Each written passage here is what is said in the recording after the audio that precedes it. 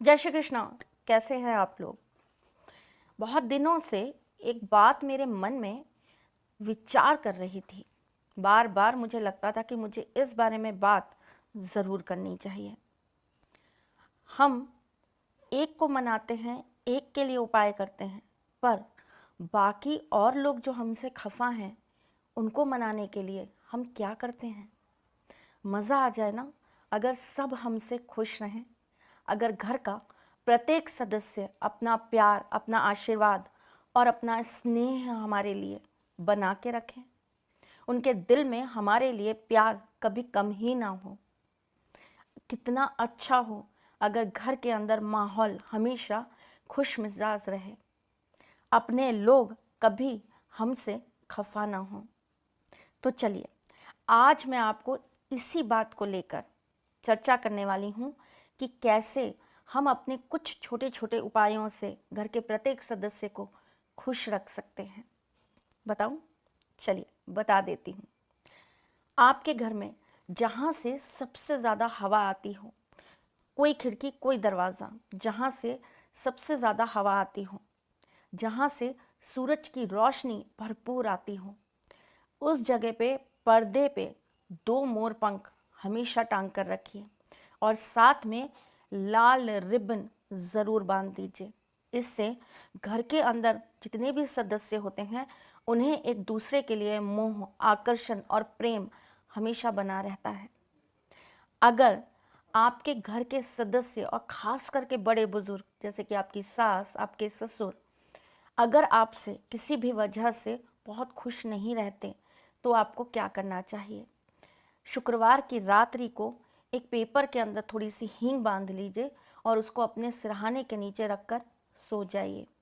अगले दिन सुबह उठकर उसको अपने सिर से 7 बार घुमा लीजिए और उसके बाद एक आटे की गोली के अंदर मिलाकर उसके अंदर 5 लौंग लगाकर आप उसको कहीं दूर फेंकाइए। देखिएगा उन लोगों का प्यार और आकर्षण आपके लिए बढ़ने लगेगा। घर के प्रत्येक सदस्य एक दूसरे के साथ बहुत स्नेह से, बहुत प्यार से रहें, उसके लिए एक महा अचूक उपाय बताने जा रही हूँ जो आपको बहुत प्यार से करना है। लेकिन उससे पहले मैं आपको कुछ और चीज़ें बताने जा रही हूँ। कभी भी अपने घर के किसी भी सदस्य को मिर्च हाथ में मत दीजिए। इससे तनाव और झगड़ा, दूरियां, मतभेद बढ़ते हैं।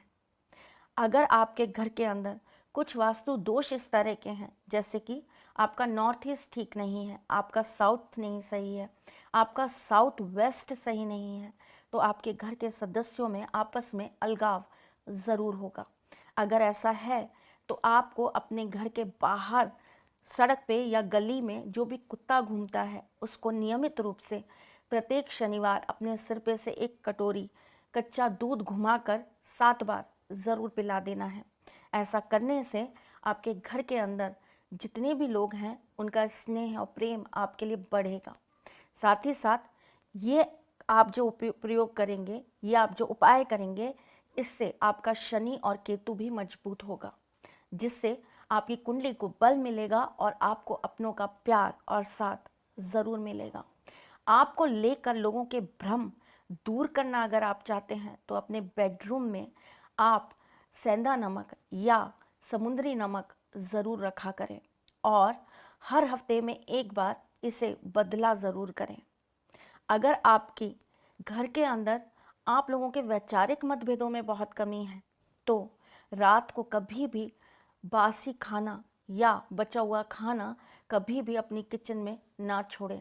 रात को अगर खाना बच रहा है तो उसी समय जाकर आप घर के बाहर जानवर को खिला दें, नहीं तो चौराहे पर रखाएं ताकि सुबह सुबह चिड़िया, कबूतर या फिर कोई भी जीव जंतु उसे खा ले। अगर ऐसा आप करते हैं तो आपके घर में बरकत भी होती है और आपस में साझेदारी और समझदारी बढ़ती है। तो चलिए, चलते चलते एक महा उपाय बताती हूँ आपको, जिससे आपके घर में आ रही दूरियां नज़दीकियों में बदल जाए और ख़ास करके ये उपाय तो सास बहू को ज़रूर से लग जाए, क्योंकि सबसे ज़्यादा घर में वही एक दूसरे के साथ समय बिताती हैं और सबसे ज़्यादा उन्हें ही एक दूसरे से शिकायत होती है। और इन सब चीज़ों के बीच में चक्की में घुन में पिसने का काम बेचारा बेटा कर लेता है और कभी कभी तो बेचारे ससुर जी भी कर लेते हैं, क्योंकि ना तो वो बहू का साथ दे सकते हैं, बीवी की आंखें खुल जाती हैं, और अगर वो अपनी बीवी का साथ दे देते हैं तो बहू के लिए उनकी इज्जत कम हो जाती है।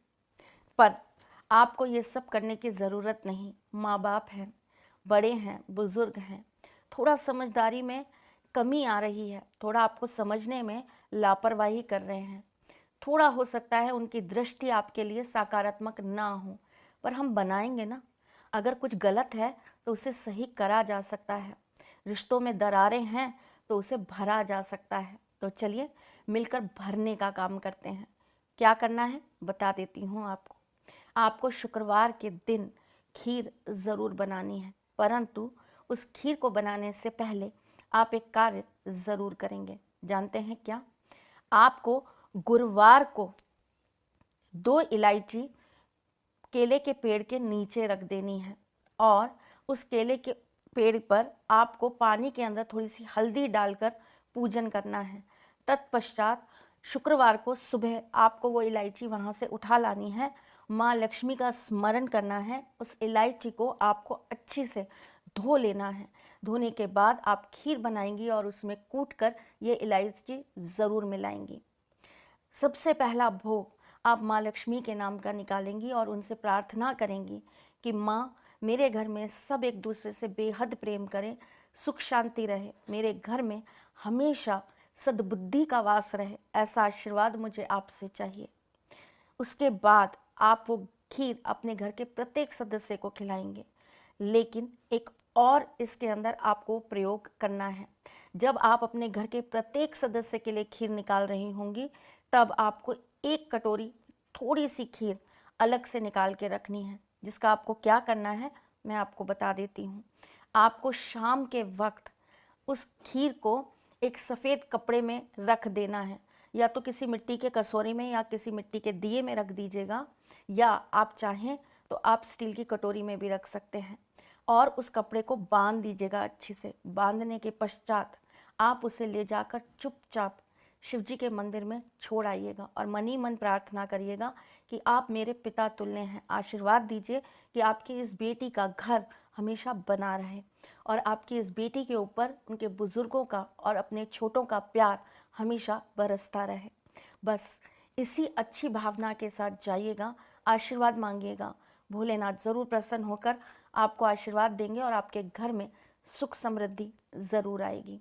चलिए आज के लिए बस इतना ही। मैं फिर कुछ नया, कुछ अलग, कुछ अद्भुत लेकर आपके सामने जल्द आऊँगी। तब तक के लिए मुस्कुराते रहिएगा, रिश्तों में मजबूती बना के रखिएगा, अपने इस साथी के साथ यूं ही जुड़े रहिएगा, प्यार देते रहिएगा, प्यार लेते रहिएगा। ख्याल रखिएगा अपना। मैं फिर आपसे जल्द मिलने आऊँगी। तब तक के लिए जय श्री कृष्ण।